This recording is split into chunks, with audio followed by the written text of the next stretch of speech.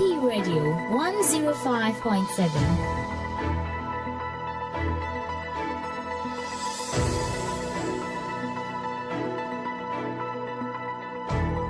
Action Power TV, the way of salvation.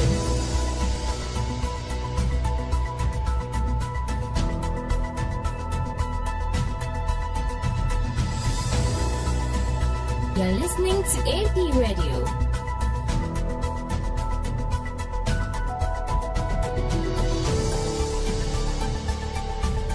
Action Power TV, the way of salvation.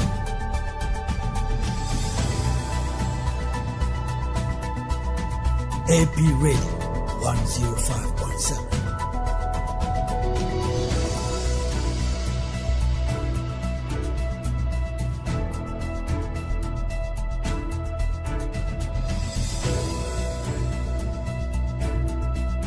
You're listening to AP Radio.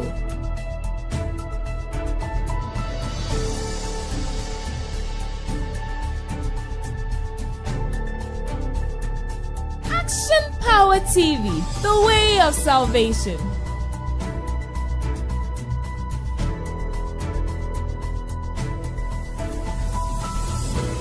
AP Radio 105.7.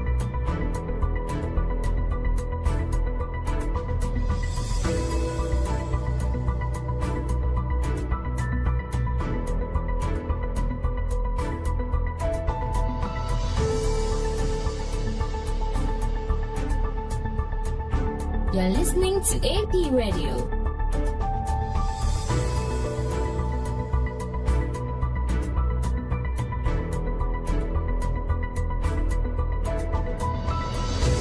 Action Power TV, the way of salvation.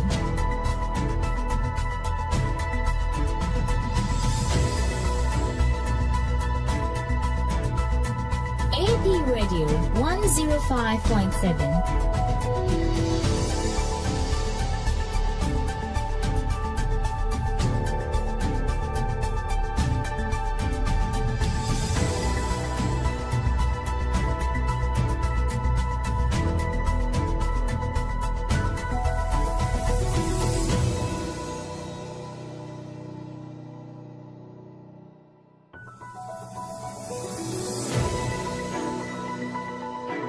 AP Radio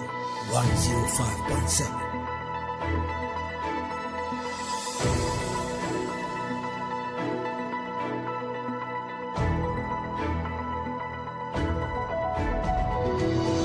Action Power TV, the way of salvation.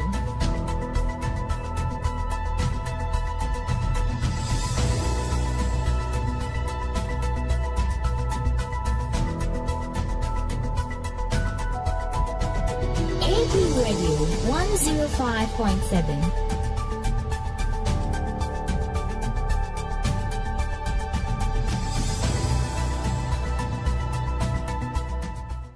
Mame Nana Konadu Agyemang Rollins na busuya aba bonten ede samhodro abeto sentwefo anim. So na omanyi high court a judge for mako aduasa enso na ye mampania mo maswaf na mu asai. Bokida for bad you no ba 21 na amane bode so ya kire wo mo e wasase wagudie to a emrama ho kwan ho. Jumada ya friend Northern Business Fair 2025 dia na be kwaso na court Tamalia empanimfo se wo mo ya kradro twen jumade no. Ya dia foforo pi ka ho na eba somo sa domie no brebu kase bo e wo APTV AP Radio 105.7 kase fidie so. Osom for boss lady Afia Kyem Agyemang ne ne mentina.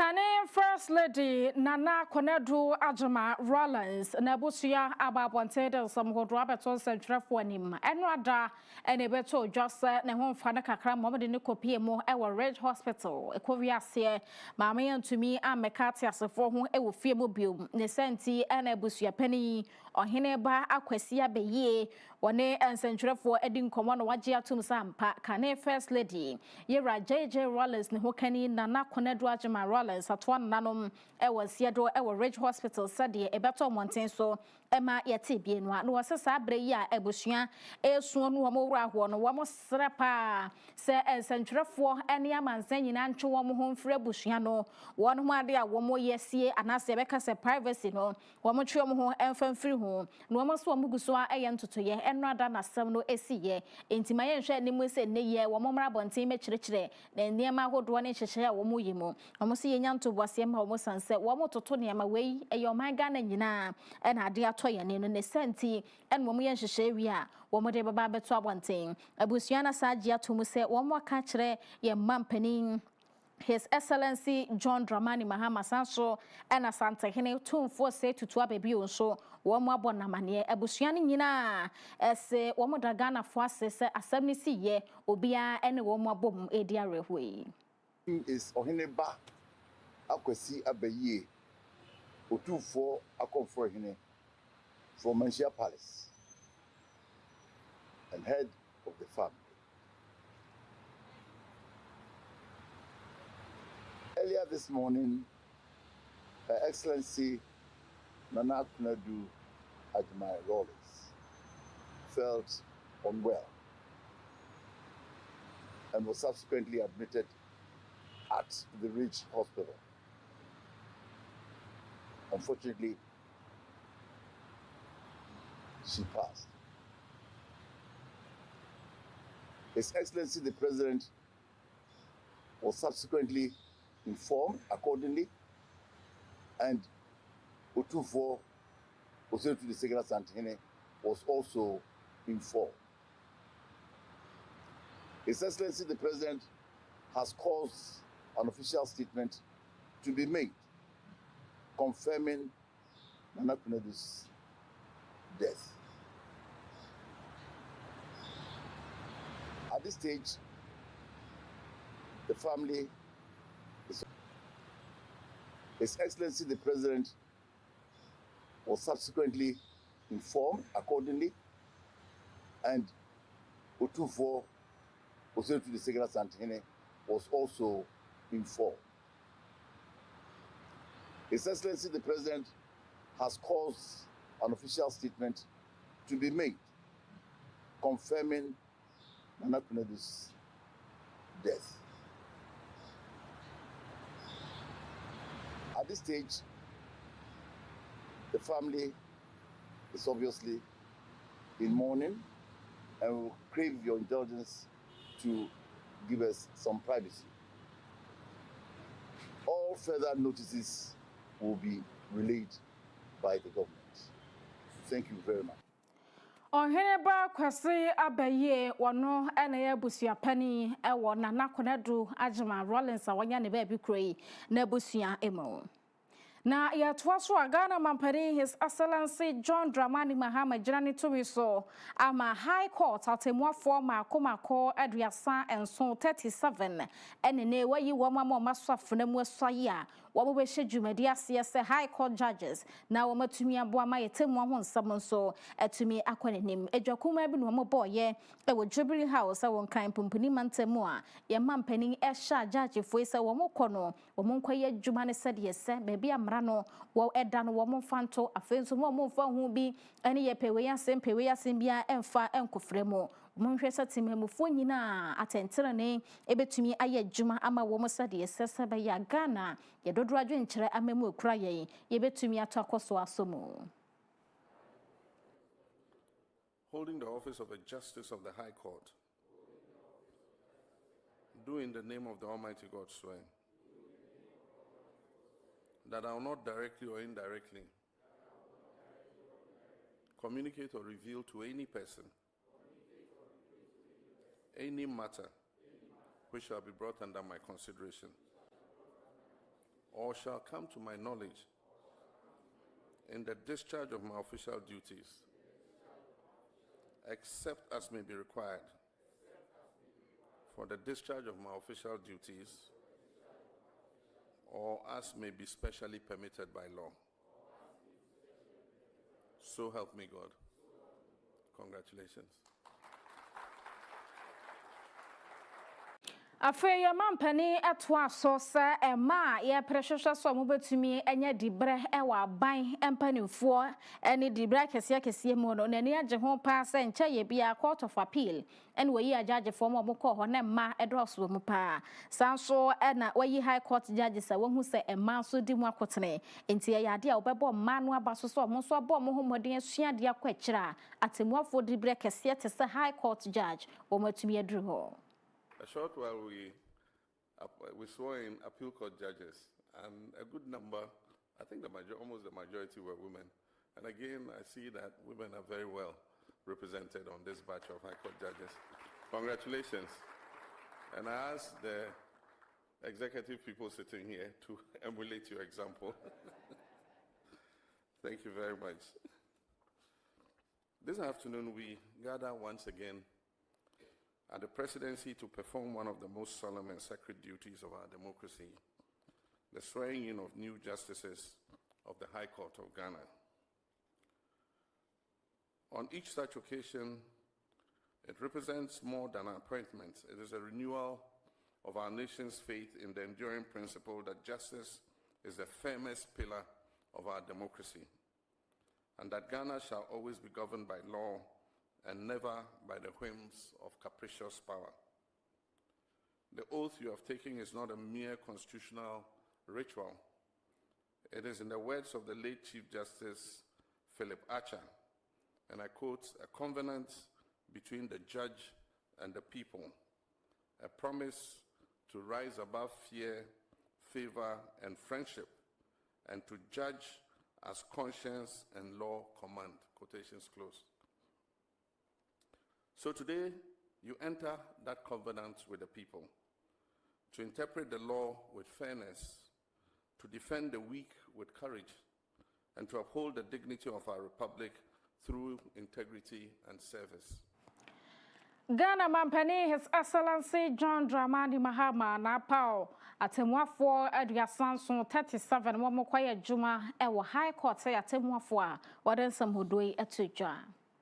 Na ewo amamara ho nsamo aka na panyi kwankyerefo no da Ghana School of Law ano Dr. Kwaku Ansa Asare abo mampani dada na nado dan Kwaku fado achipa ewo temuafo pani ewo yiye kane maame Gertrude Tukono na wose wo hwa ye mampani eyi maami efi ni dibreso ekwan ya wo faso wo kɔ nsam no ho ba ne court yakone aba ne hade no atimi se maame no no nye da enuru biaya esese otumi ebeye supreme eye justice ewo omaye emo na yewre yasam a wo ka no ose yekoba besise na mpanimfo wo ho wo mo a ye kuni nipa ewo yetemuafo adwumanimu a na esese nka mampani dada na nado etumi yi wo mo emom yetemuafo panine so twa wo mo nyina agya senior judges wo ho ene okokofa atemuafo kunwa junior judge bi ya wo no ye ma mega tutuko no di breakers yete sa be hye ne nsa ne senti ene wo kire se mi se e mampani dada na dan Kwaku ado eye bibi no wogina sho wo de isa maame na nka ye ka pa de a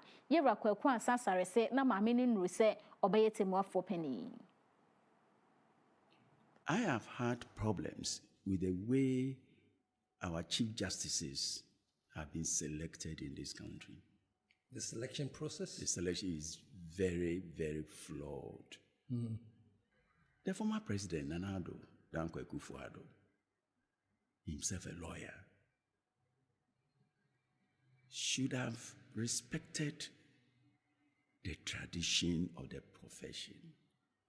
in the selection process. Are you talking here about the seniority? Seniority. Therefore, at the time Tokono was appointed, how many justices of the Supreme Court did we have? And who was the most senior when former Chief Justice Kwesi Eni-Yeboah retired? Now, if you take the story from there, it becomes a very fascinating one. When former Chief Justice Kwesi Eni-Yeboah retired, the most senior was Paul Bafuboni. followed by Scott Poama, and then I think Lovelace, Lovelace Johnson. Now, what did we see? The former president took Tokonu out of 10 from nowhere to the enviable position. And I voiced my sentiments out. I made it quite plain on there that, it wouldn't wash. Any government other than Nana Akufo-Addo's government will not tolerate that kind of abuse. And I think that because the former Lady Chief Justice had not been, cut out, so to speak, for the high office, it entered her head. Likening the office of CJ with regard to former Chief Justice Tokonu to a traditional stool. If you look at the posture now, it's like me in Kobe, I'm a queen mother. Yeah. And what she's doing now constitutes what in our legal language we call abuse of process. You've been given an opportunity,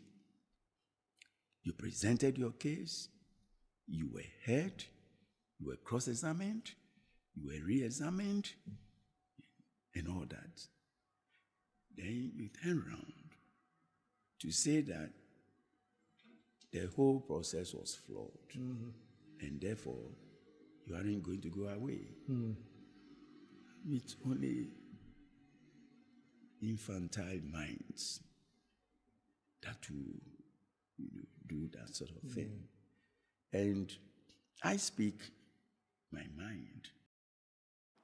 Dr. Kwaku Ansasare ayekane panyi kwanchefo anu da Ghana School of Law ano.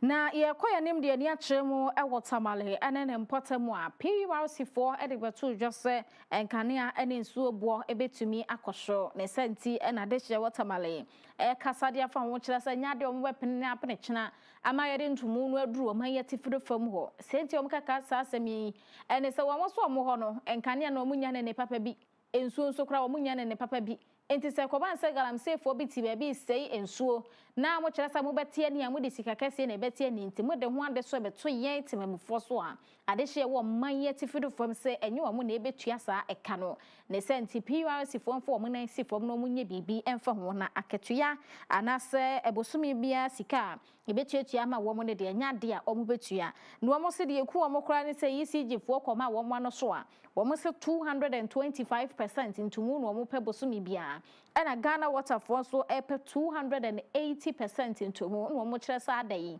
de enko ena ekoso esese eka etise ye etimi ebeso oman Ghana centralfo bopini ade hye bia ewo oman yeti fidu fam ne wo mo de nkane ne nsuo di dwuma no ye nhwe de wo mo kan. The gap difference between the north and then the south. I think this current increment is not fair to we the northerners. So it means that what we are fighting against with regards to illegal connection, with this current tariff increment, more illegal connection has to come. After 3 days, 4 days, there will be some areas they don't get water. So it is affecting almost everything at our area there. Why do you still want to increase? Because the exchange rate is not down this time, but high. So I think that it is not right, and we should not agree to the increment, especially the percentage. If they want to increase for maybe 5%, 10%, why not? And to almost tomorrow, baby, a quadru no crown and high 225% and 280% dear. And can tomorrow hamunche moon be cora dear, and one cassa one musum. Nina mono, Namaya jam to PURC. One no answer the two just says, a percent of bubblesy, and yet essay a crackrano. Name Mumode Tumo nim say Akatua and Tumo Nasa Bosumi Biasica. Yedema, one more din swooning can nearby a few mono. One more tumono, Sadie or ka to ho no omo bebobo ho no mahwe se omo nyina betumi aye adwenkro e wo ba akoso nti ade hye ka wo makoma ento wo yem. Invariable is what the people today at this public hearing have told us. We've taken note of what the chiefs have said. We've taken note of what the people have said. We've taken note of what the young children, the young school wants. I'm surprised about some of the questions that they asked. Very intelligent questions. So we have a whole facet of consumers. So at the end of the day, everybody should be assured that the PURC will come up with what is good for the consumer and what is good for the utility service provider. We aya nana ya jantoa no se PURC foguso a bobo hu sede ECG ne Ghana water de abeto wo manim no wo mbe bibi afa ho sesi ade wo mokokọ mantem awodo akatua ntumu no ne adehye edidi nkomo de wo so dwen fa ho tawale mpeso so adehye wo so de ebi enano ye ko nipa atena yemo ensem.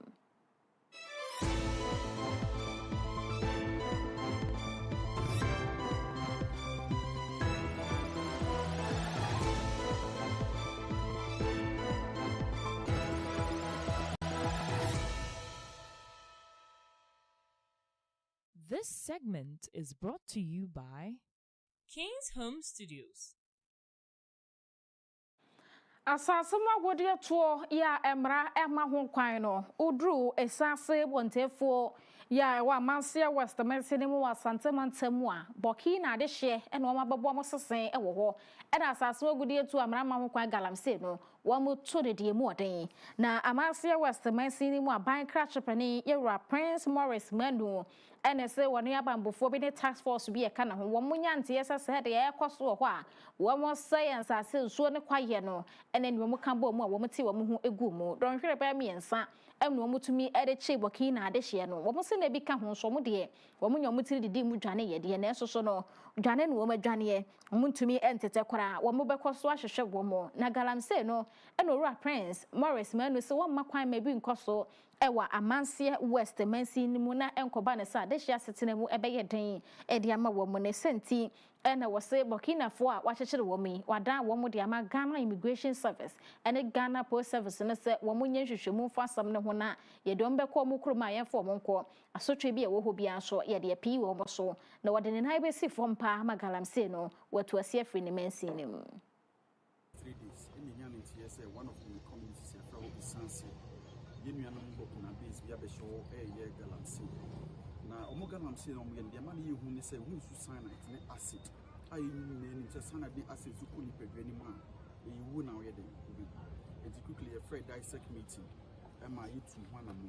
ti bi sade ma enra dissect team no ye de e ko ma nyame adu ti ma chi 21 na 21 na echi wo ade are ho ne say bi age as low as 17 years the one you will require 38 years so me catch you bia ne say galamse aye ade say a national security issue. So whoever is engaging galamse el mansun kwantam, you should be ready. We are coming for them. We are coming for them. Nobody will be allowed to do galamse el mansun and important. Ono nyamfo Prince Morris Manu aya ban krachepani ewa Mansia West mense no emo.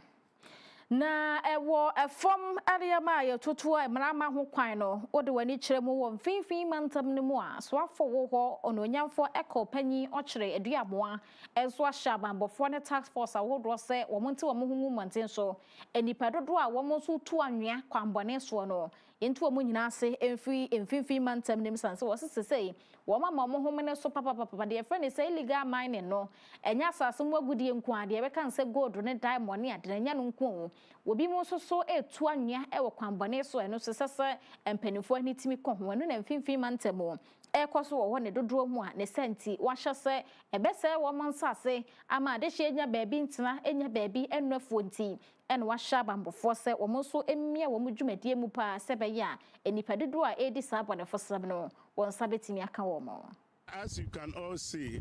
we came as part of our routine sightseeing. We came to this site as after we've received information about some winning activities here. It's sad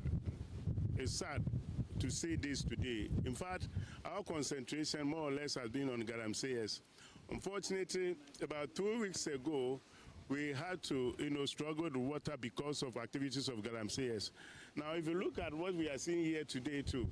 it tells you that if you do not, as a matter of urgency, take action about this behavior, then we're going to have to, struggle, have issues with the sea as well. And so I'm happy that the national security operatives are here and we are going to cut the whip. Indeed, it is not for us to be talking plenty. This is a security matter, and what is important for us is to take action. I promise that very soon an action will be taken that will deter others from taking, continue to, perpetrate this heinous crime. Yera duamwa essa dwunasie ni dwumadi a wo mahyasie de no eya ban no ene de ne esi fon se wo muni sa dwuma ne senti na akọ mfimfim mantem wo no de wa hyase a wo bo modern se nkrofo a etu anwea kwambone so wo mu etu agudie kwambone so obehwa pam wo mo efimfim mantem nim. We are not talking about restoration now, we are talking about prevention. Indeed, if we're able to prevent the menace now, I think restoration will be done later. We need to protect what we have now, and I think that after that, we see how we can handle it. If you look at the way the sea behaves, if we're able to manage this, it can reclaim itself naturally. And that most important thing for us is to ensure that they do not continually do what they are doing. And that, I think, will help us solve the problem. We need to crack the whip. That we will do. I know the police have been, struggling with issues like this. They normally do make some arrests. We'll ask them how far they are and actions they've taken so far. If there are things that we should do to support them to continually ensure that we stop this menace, we will do that. Yera echo penny wano ene de sansem we to dwan finfin mantab dem so afọ ene no. Na yenko apomodensi achiba for asoye National Health Insurance Authority na penny pa wono na mprempre wodi animo eyora Rashid Tidongo na wono so atwerese wokọ apa West emesi no emu a womo ahyase anase apa West mantam no emu a womo ahyase etuetua kabia NHIS for ede apomoden asoye yawodo sebaya eno so betumi aboa no mo se NHI for eka wambudi nti obi kwa ya sabu ya kra no okuta health insurance bia wo mpese o mo befi no sika bia sese otue bia no wo jeje no ne senti ene wasese se de mpanimfo atumi ayadom ama 267.7 million cedis ena July nemo wo mutumi agemu a ene o my Ghana nyina ekoba bia asue ya wo mo shop mudin ensem so na fei wo mo je health insurance ni bibia ye che edi ama wo mo afei wo say November imu so no anasa November 2024 no mo hwe eyi eka 1.2 billion cedis ene free ho na say da nye wo mo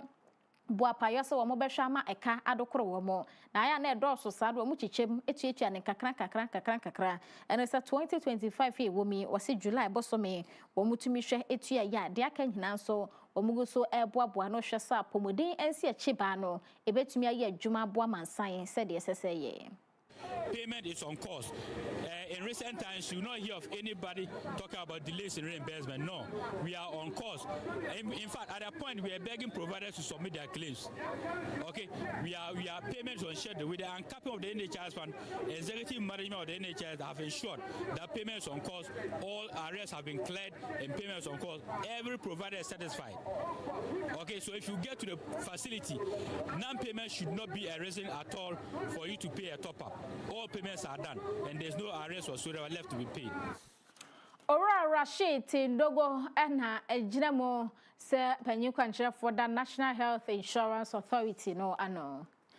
Yediani echirebo ewa yapomodin asuye yenua emu a tropical diseases eye nyarewa ahodo a World Health Organization WHO for eswomudo munan esi from pese womo hwe na yare yetete sa nyina womutumi eyi free hotra koma gini we monom ne ade no womutumi epamo efree enso na no ene wo man Ghana de wo ba ha empanimfo de ato dwase womo de hyehye ya hodo agu akwampa sa nyare wa etesa no womutumi atu ase efree ho na womo so hwe ewiase afa na nyina sa yare eteretere papa etumi free continent bi so na abawura continent bi mu enye yare ye beka se we eye bi bremu yade anase we de Europe fo yade de bi nam wiase afa na nyina ne senti and a WHO for Edwamana si from Emma USA defonso eye hu adwuma sebe betumi aboa na enyare wetetesa yakweti a my Ghana yenso ye boye homodin ewo mu ebie. Dr. Joseph Labi Opare ono ene programs manager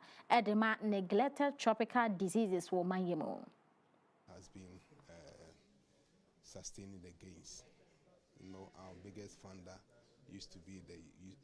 USAID, FHI USAID, right? But because of the stop order, right, there has been a funding gap. So we are appealing to other partners to come and support and also get local philanthropics, institutions, research institutions,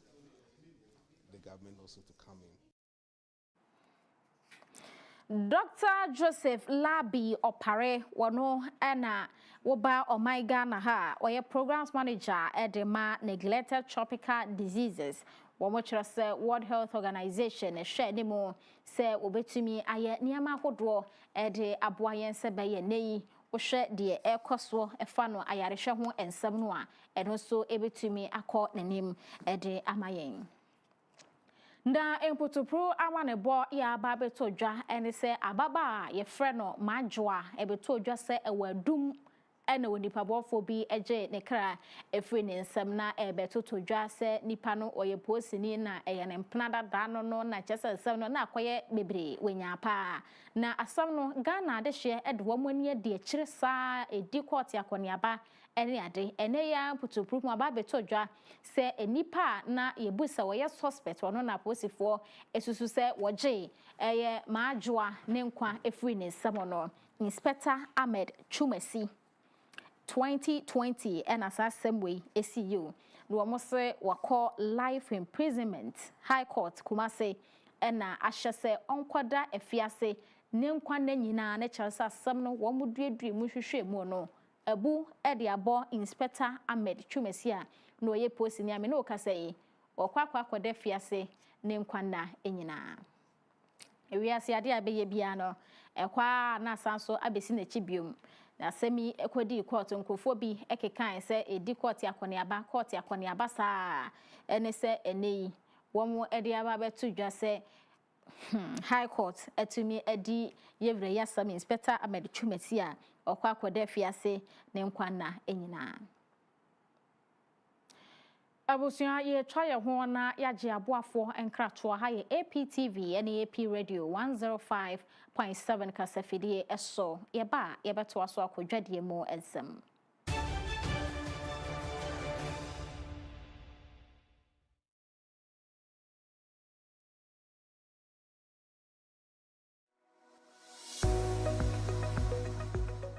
Dr. Kukudazi has written a very informative book called How Demons Operate. This revelational piece exposes all the deep secrets about demons to set you free from their evil clutches. You can purchase the book online on Amazon.com and Bol.com, or also grab a copy from Continental Supermarket at Ayediase or the Kyem Shell Shop in Kumasi. You can also call us on 050-644-9797 for your copy. Get a copy right away.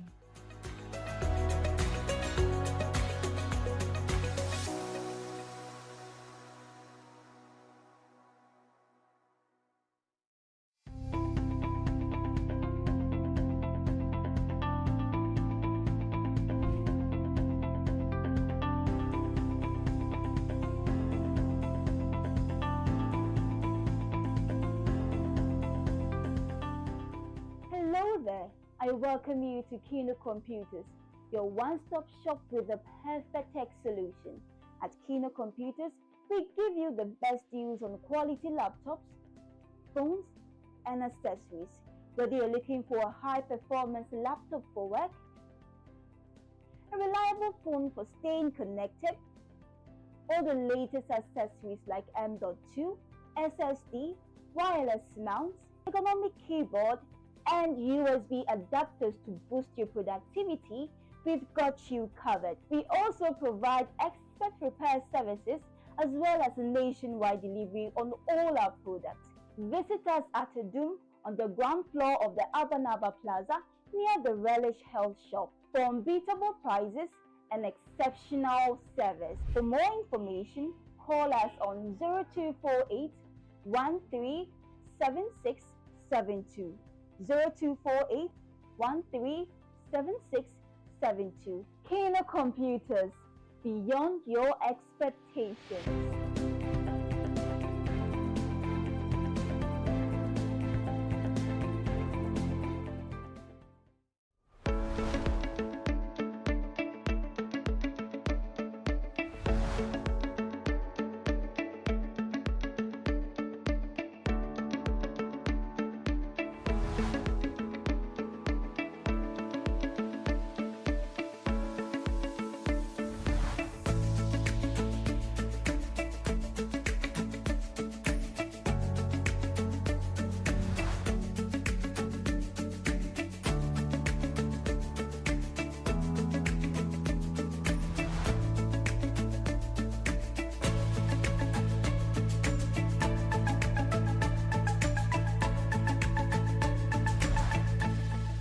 Download the AP Media app now at apmediagh.com/app.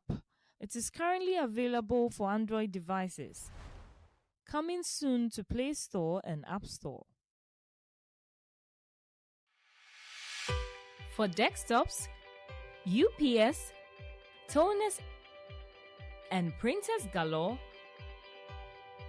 Pogbell Enterprise has got it all. From CCTV cameras to office chairs that keep you in style at affordable prices that will make you smile. For schools, businesses, and individuals alike, we have what you will surely like. Contact us on 0245 099 786, 0245 099 786.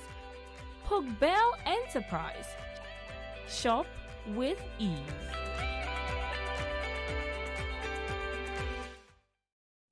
Introducing the Smiling Shark Outdoor Solar Camping Light. A new modern way of lighting up your world. It's a powerful portable lamp with 2 modes of brightness, a strobe light, as well as a flashlight. You can power it through solar charging or Type-C charging. With a built-in high-capacity lithium battery, you can also use it as a power bank to charge up your mobile phone through USB. To purchase one, contact 055 051 5323 or 053 520 3534.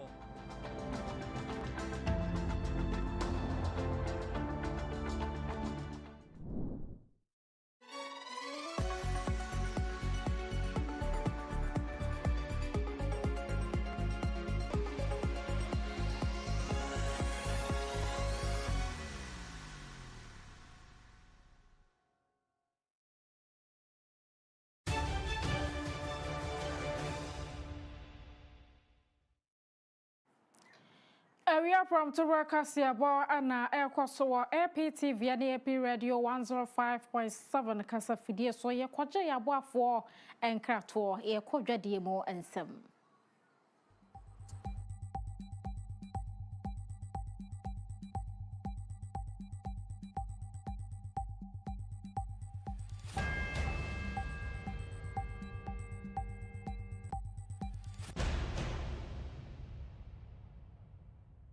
This segment is brought to you by Tizo Aluwex. Nyamaya adomo a wachirada Saturday, October bosomede toso aduonu enum and a Northern Business Fair 2025 no ebekoso ayakwasiada ene memenda na dwumadie no womode ehhehye so Tamale Sports Stadium na wohwe dwumadie ya wono ho abɔ ho dawro frame nsantene be abosome ba komu and wama bomwa so mayeti fedo from ho so ede dwadie mu dwumadi e be hwehwe so na niam akodo mo ye wati fedo from ho Ghana made no womatumi abɔ ho da roma wiase nyina hu bi na wo man Ghana mpo wo ma wa na fo fam apo ye ne atoye fam a wo mo nim dwumadi titire kwaso wati fedo from no wo mo so ebetumi anya ho empopo ye hu de no so ekoso no mo kyerɛ sɛ dwumadi no ase no eniema wo mo aye nyina wo mo de be kyerɛ enkrofo pii ba betoto bi investors ne ade betumi ehu nnwuma nkuma wo mo so efefe ba na wo mo do musika ahyemu amanatumi akonenim wo mo se dwumadie no bibia ahyemu bikuayo hyem de obi de ne nse hyem industries ya hodo ene entrepreneurs nkuma nyina so ewo sa adwuma ne mu ebi Ghana Enterprises Agency mantamnim eswafo anase mantamnim pani kwankyerefo woda Ghana Enterprises Agency ano eyora Bukari Mohammed one sentrefo edi nkoma kyerɛkyerɛ Business Fair 2025 a ebekoso ewo mayeti fido from de ebekoso ne de yenhwɛ ne mu emfire wo ho rare opportunity. So when something like this comes, you have to make very good use of the opportunity, because as an individual client or as an individual entrepreneur, it is very, very expensive to market your product alone. You see, the cost of marketing your product, accessing market as an individual entrepreneur, the cost is Yera Bukari wano ana Ghana Enterprises Agency Northern Region wano na ye penyu kwankyerɛ for edano ye nkwohso ye sidi no ahoden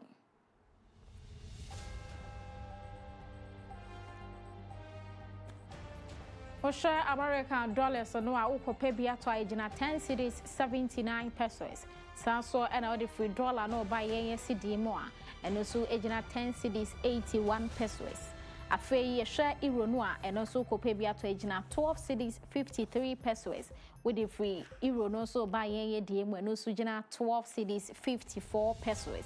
yehwe pound no a eno so kope bia to agina 14 cedis 37 pesos and so now the free dollar no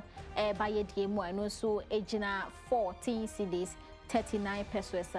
o my Ghana ye cedi no say and a esi pre na eko ewo amahodro bi esika te se dollar euro and pound so anymore se say the beka say yara sansa bedru 10 cedis 71 pesos dey na kire say ye mutimi to so ba from kra na bedru 10 cedi kra and etimi kwa single number enke yani beje ho ye ko amahodro so ensem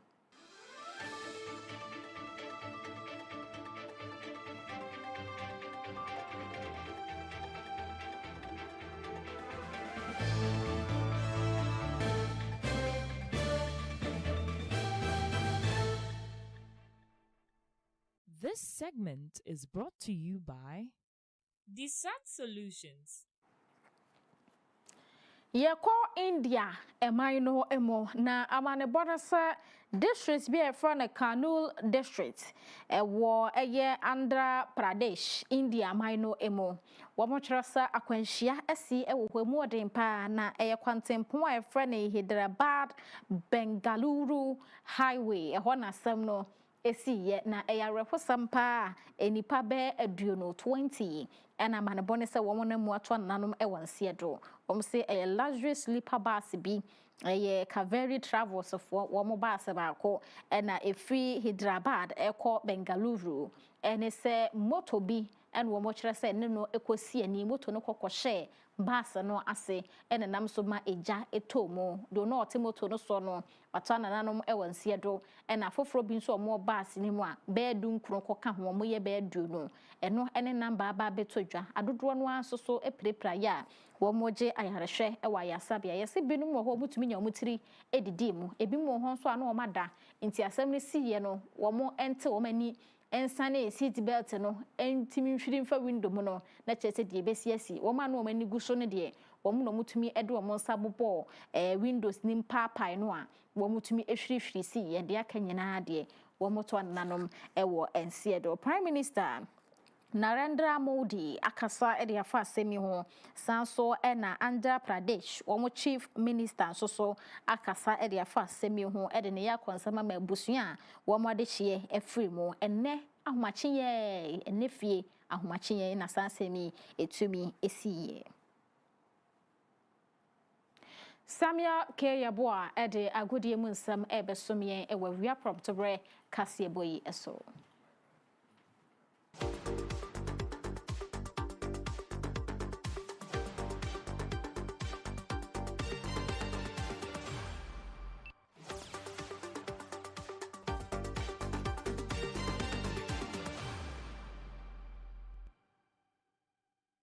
This segment is brought to you by Pogbell Enterprise.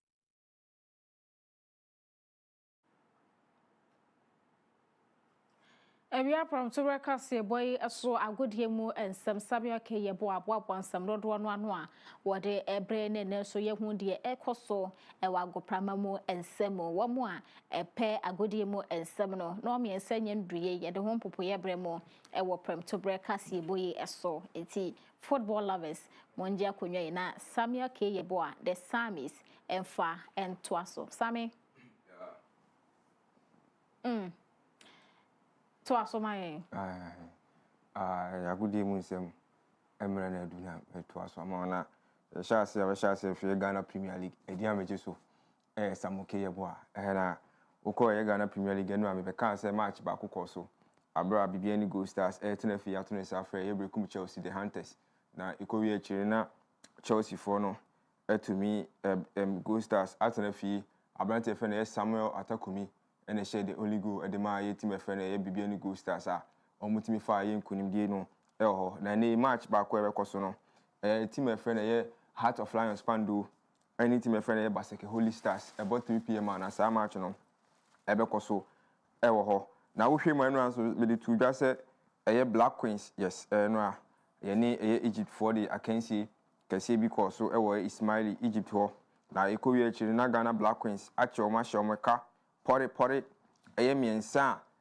Egypt for no the red card. It was a dominant display from the Black Queens of Ghana. Maba Irano chile say yes born on bono many abre on some qualified women have kono. Tienwa Yachioma na show Yachioma na show already in Kai Morocco full film and then we as a question miensa second match in the Yabakra ye paye mo 3 points and FIFA crowd bet or an answer calf bet you are bet you 3 goals 3 points on Pamontier still a bit more progress alcohol into a show ma ni gi se mo hwe TV feed ni so abemu highlight no the yan na MSC call remember when mo gibot mu say Chantel boy holoka Priscilla Dubia mo Porsche Aboache mo man bobo man ye fe man bobo man ye fe Evelyn Bedumo goalkeeper no su dem a ball ne fa wiem no ache ball ne fa from no ache Chelsea abayo no Conlan finidi wa kire say no man ball ne de wonim da yi na hwe ma other results e call so ye other centers no Angola for ni Malawi for de ne de ekoye tipenku obi anhye bi na afi Algeria echi Cameroon ni twa ne kamenu a ono nso entumi anti na me to aso na makọ Kumasi Krobia Asante Kotoko yes ene omu gina kono omu ni team ayefe omu with that Athletic Club na o bompire na wakai omu isan say bi omu du ni de we na obi tu onyum say okun mi ntumi nku brabe ku mami o eradi okun mi ntumi nku brabe ku mami enti Kumasi Krobia Asante Kotoko for ni say Ghana for okun de omu ntumi nku nti omu peja omani a omu se mi tu onyum ni bi fa mo ma re ho onyum no enti umuzi omutimi fa ni kan ko omutimi fa ni kan na enti ombehia Ghana for paibo se ne ubi to onyum se etimi fa ni kan ko no ana se etimi fa ni kan na enti no Kotoko for so omutimi fa ni kan se paibo bi ama fa kira mo ma anhra na go se omutimi aso agu mu omada kamudi abafi ni etimi so a na we ma ne match se be koso confederation se ne bete Azam Tanzania beto ne South Africa team friend Kyem afi Zanzibar afensu Zamalek Egypt no oni team friend Decatur afi Somalia CR Belouizdad for no ebetina fi atom South Afia na se na medin kan Kumasi Krobia ene with that Athletic Club match no ebekoso ye obi far away Morocco na afi ene me to aso akoye Kate Okreku ni ho yes Kate e de se bia ba betudwa na we say players omo show no commitment to the cause of Ghana no me kira omo aye frɛ omo yo ma say omo de omo ma Ghana no ene no wa ma Ghana mane so hwa ye mfrɛ mu biem se ma kire say ball mo no man no enti papa ye friend Kate enura oni ye nuanom sentrefo won kan TV3 na mu di nkomo ena o ka say omo amamwae no omo kire say omo ye committed to Ghana no sa players the ye to me for mo emfe ni to omo so because omo kire say omo no yen ene nketia odoi hwan Francis Amuzu muni ade amamfo ye agenda set e okrum ha say ayen ko form ni ade no papa ne say wakasi sidua say da bi enya afi ne ye be kwakọ from ye kusu from da bi first time ye frɛ no ama eno anu no ye ni wawiwi say ye players no enyina aye set e de amaye na papa ne san ne nsem no osa to aso say coach eye Otowado de say no wumpe o ona de World Cup yes e wa kire say papa no woni mugidie o si enya afi no obesake eye coach dabi contract na owo no ombe say they go by it ombe so mo respect papa no na omma ne eye run down the contract no it after World Cup no na mpenifo atena ase ahwese bi hia a new coach and as a new manager. And according to a Kate, Edwin Simeon Krikuno, and enya ade a yebesaki a papa friend Otowado. Inti mo amose Otowado nya ade no, and Afia boss no. Watch they say dabi de mo kano na so achi. Inti ne de Otowado oye de wumpe ono ana ode yekọ. Inti se wo bibia na so akọ je coaching license na that is Otowado ni hono ma na wa be fa adwuma no. Aye na mamenkọ manim na menko obi ma so Europe. Na ye enra matches be a course so e we conference league no ene UEFA Europa no na hwema see na enra matches ne koye ye brand etina fie echi team my friend Rangers e hye ne ka miensa wentumi anti Salzburg etina fie hye team friend Ferencvaros and as Ferencvaros eto one be hye ne ka miensa o team mienu afen so football clubs to Bucharest Romania no otina fie ma Bologna be hye ne ka mienu o team ba ko Fenerbahce Sporting Club e we Turkey no Oshebakwa VfB Stuttgart from Germany entumi anti Feyenoord ofie Shemiensa ma Panathinaikos etie kanu bakwa afensu KLC Genk etina afie ene Real Betis ebotipenko a obi an shebi Go Ahead Eagles shockingly echi team friend Aston Villa shene kamienu a o team bakwa afensu Olympique Lyonnais etina afie she kamienu a Basel entumi anti SC Braga etina afie shebienu ma FC Red Star Belgrade anase Crvena Zvezda entumi anti ekano bikura ho na me to aso a AS Roma tenafi ma team e friend Victoria Pleasant e be hye ne kamienu a o team baako Celta Vigo etena Balaidos e hye mienu ma OJC Nice ete kane baako Celtic etena Celtic Park e hye kamienu a Stormgrass entumi etimu baako Freiburg e hye mienu Utrecht entumi anti afi Leo etena fi ma PAOK e be hye ne kana ya o team miensa Maccabi Tel Aviv etena fi ma Midtjylland e be hye ne kamiensa wentumi anti afi Mamo FF enso tena fie eni Dinamo Zagreb ebo tipenku bia hye bako Forest Nottingham etena fie hye mienu a first game for papa e friend Shondaichi no watimi aba before win ho against FC Porto and after Young Boys etena fie hye miensa ma Ludogorets Raskat from Bulgaria no eti ka no emu mienu na rest standings na se ne sitie FC Midtjylland eni din kan omo wo 9 points and after Braga etoso mienu 9 points Olympique Lyonnais etoso miensa 9 points sana kwa na conference na some of the results say sikoye BK Hacking etina fi hye mienu Rayo hye mienu Shakhtar Donetsk hye baako and afi Legia Warsaw so hye mienu Skandia hye baako Shelbourne from Ireland entumi anti na Fiorentina Kotor SK Rapid hye ne kamiensa ono so entumi anti Strasbourg hye baako Jagiellonia ete ka de baako na Crystal Palace shockingly etina fi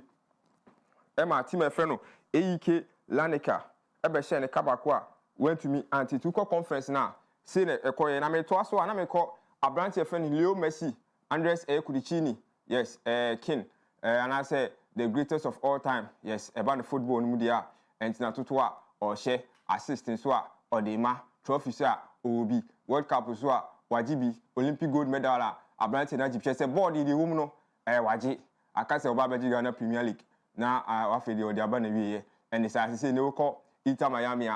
papa ne de pen esi enkrata so sign contract extension until 2029 or si born no 2028 yes or si born no ewunimu. Now I say project na wo Inter Miami no. I so happy to continue with a project no. Now I so share a Freedom Park Miami the way of Baho no ma fans ni si ye no ye bona baso man tonyo frɛ no obi ma be si found you to form found or say no nim say America de no nim say America for ne pebo sa no nim say ometima ne sa nei o ja hwa kono ene ya enti wotena ase na odwo no si da bi ma me fa pen AC paper so na ja me san extend me contract no enya nwuye kebewu e next summer but o say ne de Leo Messi yes wa kire say he say ball ne de we de ba na wiye enti Inter Miami onya ho no be kwa wi na likely say ho no be retire e de amom nti call Leo Messi so de fin ho ba na arewo sem ne say over the weekend El Clasico be koso no abrante friend Rafael Beloli Diaz Rafinha na dodo na afre no ene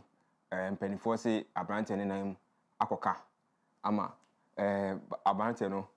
El Clasico be koso against Madrid no mpanifo say abrante no recovery no awasa akopia nti ene Barcelona for no I can't to you say arewaba pa because against inform Kylian Mbappe Vinicius mo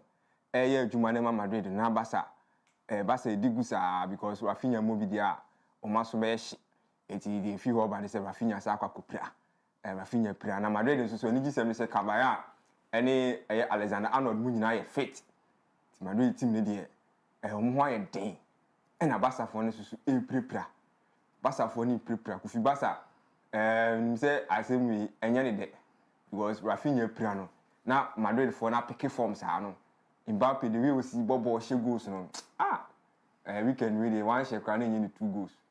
chairman general obeye nkonya na ama Barca for no ho ahyehye wo mo emu by de minu aba Madrid ne Barca weekend we Mbappe obeye 2 goals waka kire me obeye 2 goals ama Madrid na for de bi aka ho ana say she 2 kra na say Barca for ne she 5 am found Sam mama fancy na de men to so nyame hira one wa mane bom mate o pre 2 man ya pre 5 man Barca me hu ye so ka senya Barca na wo he now so in Juventus Everton Sam yo career boy na dia agudie mu nsem ebesom yen we from to breakfast boy so ye dam wase demo asi ha news.apmediagh.com eho na nsem dodo no awo a obetumi akwakenkan bi sanso na yen Facebook na YouTube no APTVGH follow yen subscribe na fe eni nkita ho okwa TikTok Instagram na X ntentafide no a eho nso ye APmedia_GH obetumi ene edi nkita ho na yen app no nso wo ho AP Media app no www.apmediagh.com/app okokotwe bia obenya yen online stories no obetumi anya ye radio ni bia tie na fe wanya ye TV ni bia hwe ewo app no so Android users nko a ene betumi akotwe bi ewo www no so enche kra beba Play Store ene App Store ama Android for anase iOS for etumi atwe bi awodadie enkra na ye de to aso. Happy birthday to Emmanuel Bafo Asare or class 1 ewo Ken UST Primary School. Efri o papa Emmanuel Bafo Asare ene wobusua ni nyina ene wo say omuma Emmanuel Bafo Asare happy birthday nyame ma wunyini munye fe na woda ache nso nye fe. Happy birthday to Emmanuel Bafo Asare. Rosemond Nana Insia, happy birthday to you. Pechi number 2. Ena wo Efri papa Steven Nana Insia aka Waman our Duisburg, Germany. And was say yen wish ne ba Rosemond Nana Insia happy birthday Emmanuel. Ose nyame nhira opa na oma wakoma so ade nyina emremo. Omnye okese kosise obeye kese pa. Happy birthday to Rosemond Nana Insia. Nyame de Afriko aka Irene Brobe Kakari nimfie ho o wo Kumase Ghana oye adwuma ewo Mamponten Hospital ewo Kumasi efri wadamfo Kobi a wo Duisburg Germany and was say Irene Brobe Kakari happy birthday to you oye adwuma ewo Mamponten Hospital a ewo Kumasi Kobi se o ma wawoda pa nyame nhya wo pa na onye wo kese ema okumaso ade nyina amre mo so osere nkwatenten a ahoden wom ene ma wo happy birthday to Irene Brobe Kakari. Afei, happy birthday to Gladys Oforiwa, aka Mame Gla Sunyane Yamfo, ehona wo Reverend Father Atapoku Ejay, and say or wish Gladys Oforiwa, Mame Gla happy birthday. Yemfe fi de kesi so, na yensere nyame nhira nkwatenten ahoden wom sika eni gye no akoma so ade nyina. Happy birthday to Mame Gla. Lisa Ejewa, eneyewa woda. We are students ewo Yanfo College of Health. Reverend Father George Atta and say yen wish Lisa Ejewa a happy birthday emano. Osinya minchira enye kese wo so na dom enye kese wo so na fe the favor be entos wo so sem kwatenti ahondin vom na ade bia wabɔ ho mpaye kokwa mu so entumi mremo happy birthday to Lisa Ejewa. And we are so for boss lady. Afia Agyemang and I'm so more wakasi bano nekin kai emo me kamo sa no me ansa ke pokune na beja for the samis munyana titi emo womo the AP sports no ebeba be so munti ya no hwe bi with TV so na watie bi e wo radio no eso madam was say amamomo any hwe anything.